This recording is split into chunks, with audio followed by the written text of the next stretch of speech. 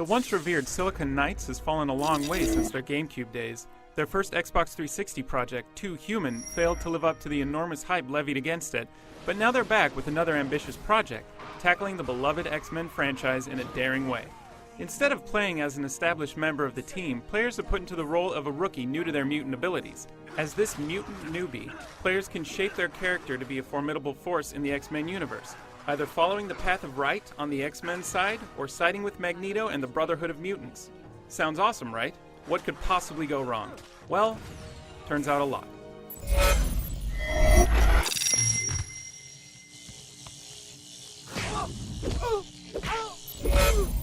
For starters, the game's story leaves a lot to be desired. The game's plot follows a new mutant played by you as they come to grips with their newly acquired abilities. You'll either team up with the X-Men or the Brotherhood of Mutants as they fight against the Purifiers, a militant anti-mutant group hell-bent on wiping mutants from the face of the earth. The game promises to present the player with choices as to how the story progresses, but it never truly feels like your choices have any real weight whatsoever, and you can go either the path of the X-Men or the path of the Brotherhood and still mostly play through the exact same campaign.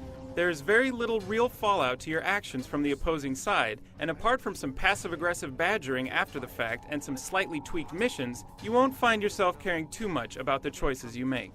Graphically, the game boasts some pretty good-looking character models, but the whole experience is bogged with lousy frame rates and lackluster special effects, making for a title that's not much of a looker.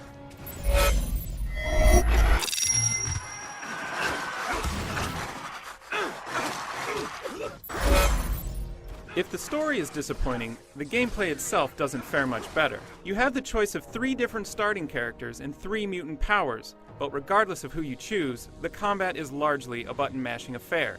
There is some variety by way of the special upgrades that you can either find in the game or earn by completing challenge arenas. These arenas are hidden battlegrounds where players must defeat a set amount of foes while satisfying specific victory conditions.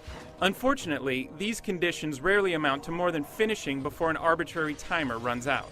As you progress through the campaign, you'll run across some mutants from X-Men lore, ranging from the known to the not-so-known, interacting with them and running missions for them should you so choose.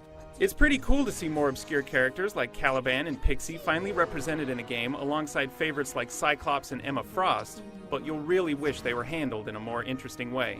There's very little variety in the game's mission design, and by the time you are tasked with defeating your 8th mob of vanilla enemies, the whole experience will start to get stale.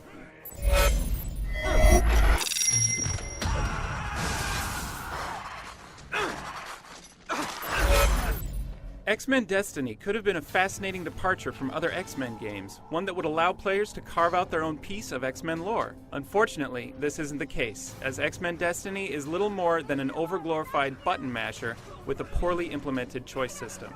The story lacks the dynamic quality that would have really made it the kind of game that the developers build it to be, and clocking in at about 5 to 6 hours, this is one game that you're likely to forget as soon as you put it down. For more on Men Destiny, head over to IGN.com.